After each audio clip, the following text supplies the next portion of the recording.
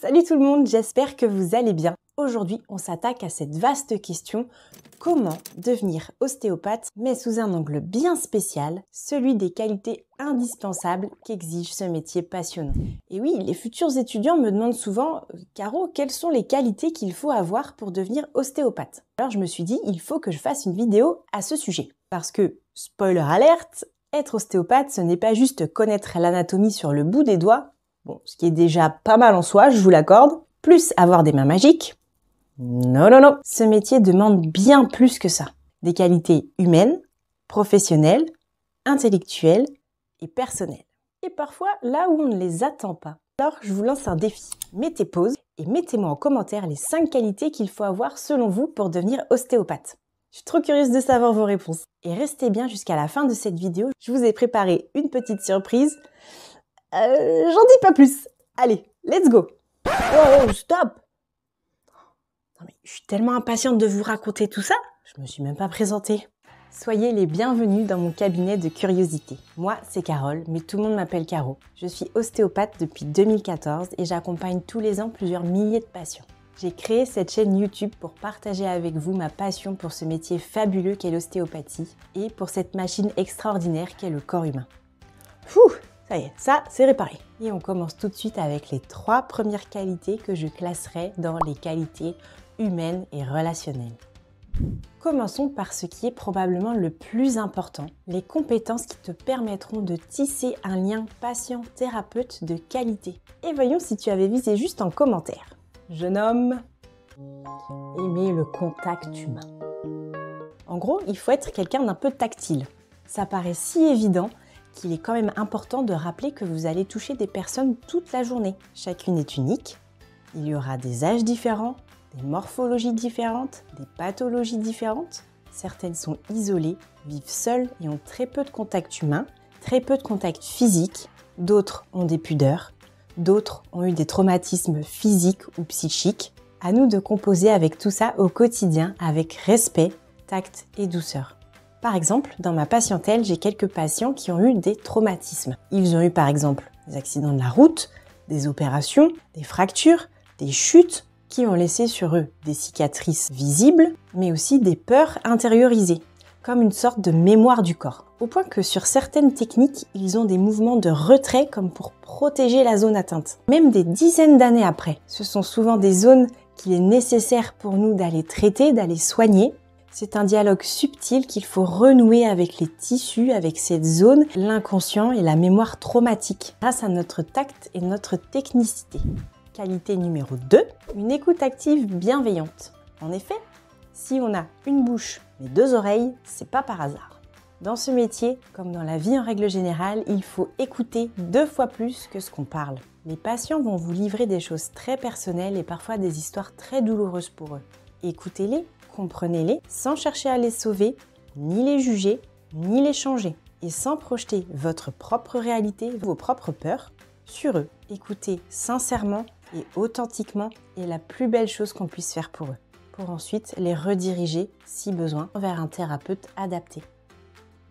Qualité numéro 3. Être un bon communicant. Dans les métiers de relation, il faut savoir faire preuve d'empathie pour pouvoir se mettre à la place des gens, pour tenter de comprendre ce qu'ils ressentent, ce qu'ils vivent, ce qu'ils expérimentent, pour s'imaginer l'impact que peuvent avoir leurs douleurs sur eux, sur leur qualité de vie, et comprendre comment pourront être perçues et reçues les paroles que nous allons leur dire, afin de choisir les mots adéquats. Surtout qu'en tant que thérapeute, nous avons aux yeux des patients une légitimité qui fait qu'ils peuvent littéralement boire nos paroles sans rien remettre en perspective.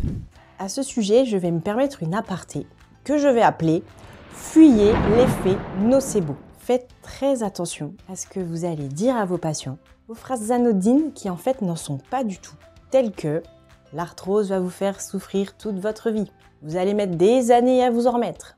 Bla bla bla. C'est peut-être vrai, mais c'est peut-être faux. On peut pas savoir. Par contre, on sait que notre discours intérieur, notre éducation, nos auto-persuasions que l'on s'est forgées au décours de notre vie créent notre réalité. Alors, loin de créer des faux espoirs, c'est pas ce que je dis, c'est plus intéressant de dire qu'aujourd'hui, il existe des multitudes d'outils pour faire progresser les patients vers le confort, vers le bien-être, jusqu'où on pourra, pour réduire leur douleur au maximum, plutôt que de balancer des phrases toutes faites à la J'entends tous les jours des patients me rapporter des phrases comme ça, prononcées par d'autres praticiens, et ces phrases saccagent tout. Je suis désolée, mais ça me choque. Alors je vous en supplie, si un jour vous êtes thérapeute, ne tombez pas dans ce piège et faites très attention aux mots et aux phrases que vous allez choisir, s'il vous plaît.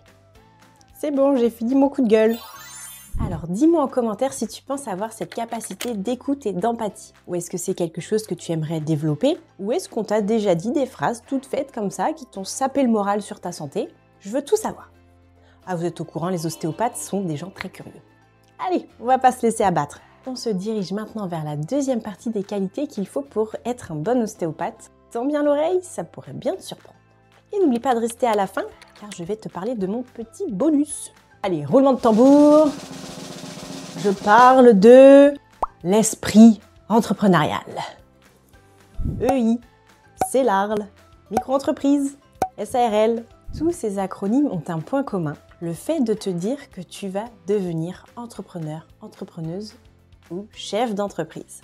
Et pour ça, tu vas devoir mobiliser quelques compétences que tu n'avais pas trop anticipées quand tu rêvais de devenir ostéo quand tu avais 14 piges. À commencer par l'indépendance et l'autonomie.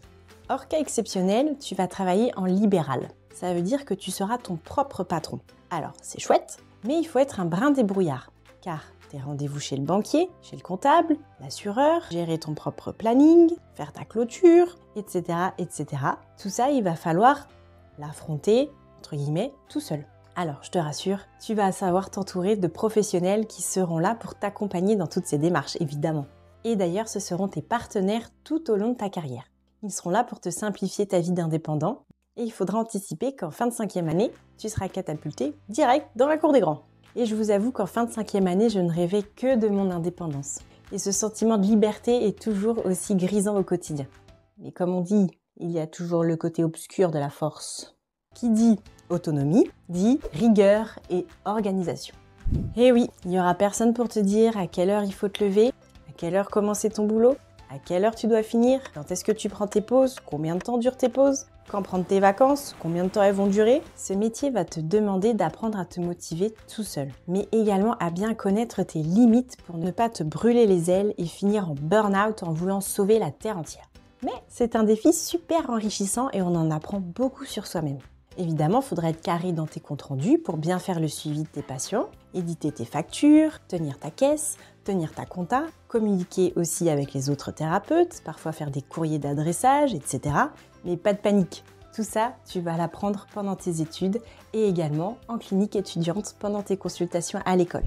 Et on arrive déjà à la dernière qualité de ce module que j'appellerais gérer l'échec. Et oui, résilience, humilité, capacité à gérer l'échec sont des compétences qui vont être nécessaires dans ta pratique. Il faudra apprendre à gérer les coups durs car il va y en avoir un paquet.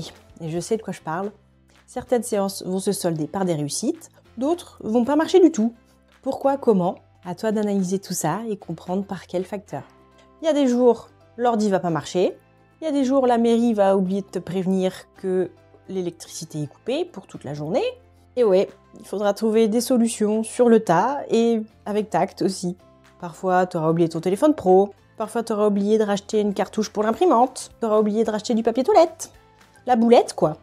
En parlant de boulette, j'ai 2 belles anecdotes personnelles à vous raconter. Au début de ma carrière, je faisais à la fois une saison estivale en plus du lancement de mon cabinet. Donc, comment vous dire, en fin d'été, j'étais bien fatiguée. Et un matin, j'ai loupé mon réveil et j'ai posé un lapin à 2 patients. Je vous dis pas le sentiment de panique que j'ai eu quand je me suis réveillée et que j'ai vu l'heure et que j'ai imaginé les 2 patientes devant la porte, fermée, tombant sur la messagerie, forcément. L'horreur. Je savais plus où mettre. Non mais la honte. Et que voulez-vous? J'ai assumé. Je les ai rappelées, me suis excusée. Mes plus plates excuses, elles ont été compréhensives. Je les ai reprogrammées plus tard. Et puis voilà. Deuxième anecdote. Un jour, j'ouvre la porte de la salle d'attente et là, je vois 2 patients pour le même créneau. La bourdegaine. J'avais programmé 2 personnes à la même heure. J'avais pas fait attention. Donc ça vous arrivera. Voilà, on fait un geste commercial, on reprogramme, on trouve des solutions, on discute. Et puis ça se passe bien en général, les gens sont assez compréhensifs. Alors dites-moi en commentaire selon vous quelle serait la plus grosse bourde pour un ostéo. Ou quelles seraient les plus grandes difficultés à gérer si vous étiez à votre compte. Je lirai tous les commentaires.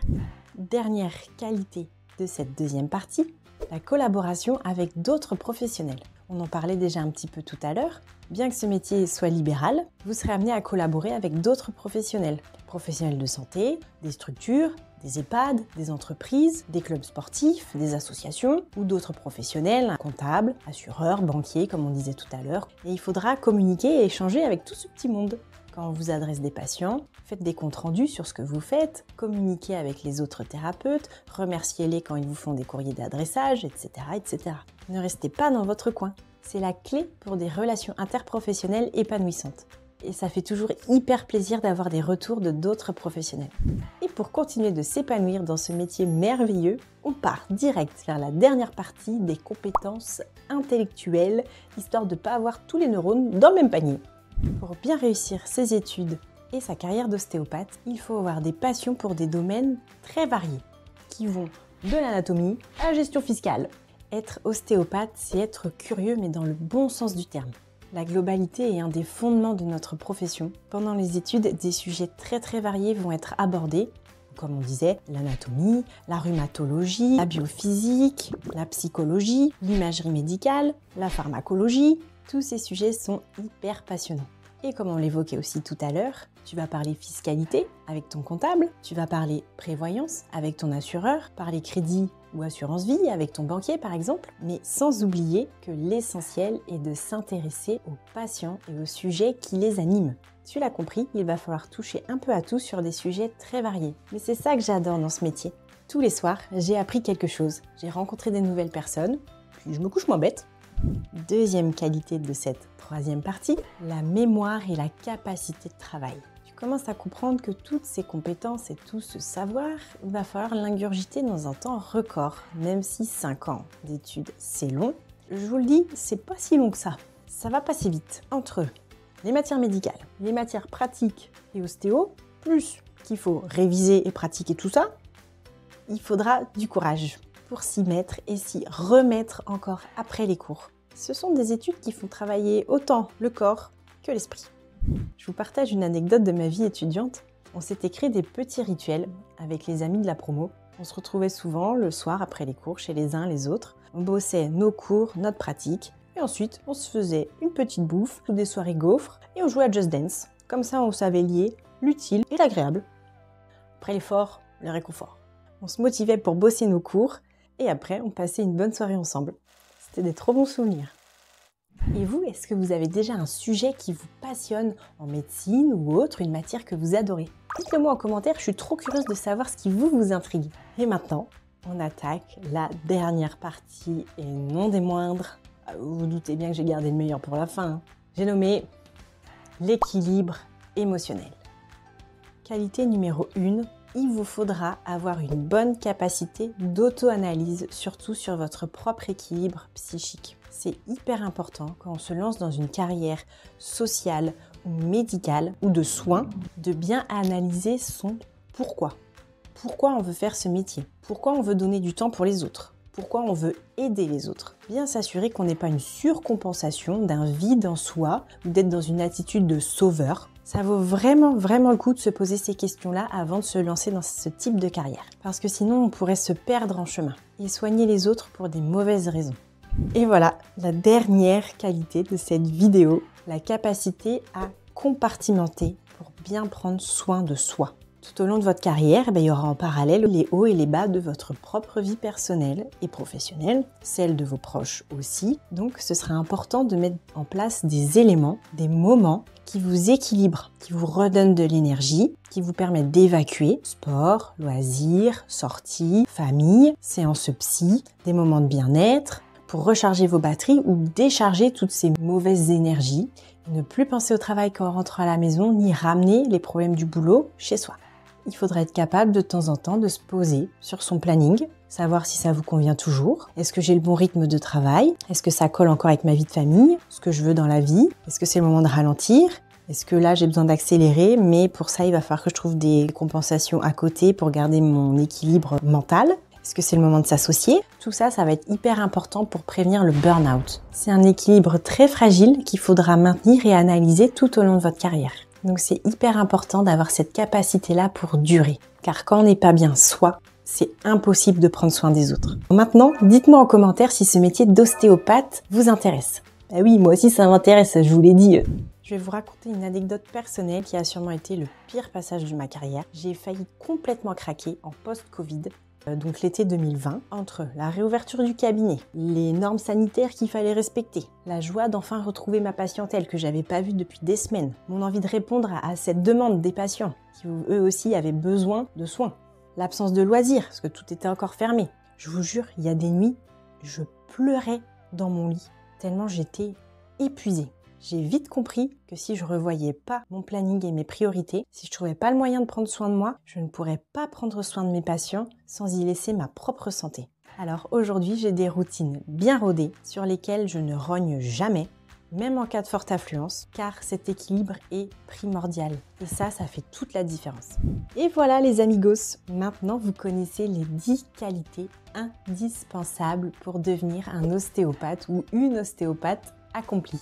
Alors, vous aviez combien de réponses justes dans vos commentaires? Surtout, si vous vous reconnaissez dans ces points-là, foncez! C'est un métier si passionnant et humainement si riche. Vous en apprendrez tous les jours un peu plus sur vous et sur les autres. Non, je ne vous ai pas oublié. Si vous voulez savoir si vous êtes réellement fait pour ce métier, je vous ai préparé mon petit quiz perso qui est directement dans la description. Vous n'avez qu'à cliquer sur le lien. Merci beaucoup d'avoir regardé cette vidéo jusqu'au bout. Mettez-moi un pouce bleu si cette vidéo vous a inspiré, ça m'aide beaucoup et ça m'encouragera à vous donner encore plus de mes connaissances. Abonnez-vous pour ne pas manquer mes prochaines vidéos et dites-moi en commentaire s'il y a une qualité qui pour vous paraît primordiale. On se retrouve bientôt dans une prochaine vidéo. Surtout si vous avez des questions ou des thèmes que vous voulez que j'aborde, mettez-les moi en commentaire. Je lirai toutes les réponses. D'ici là, prenez soin de vous. Bisous bisettes!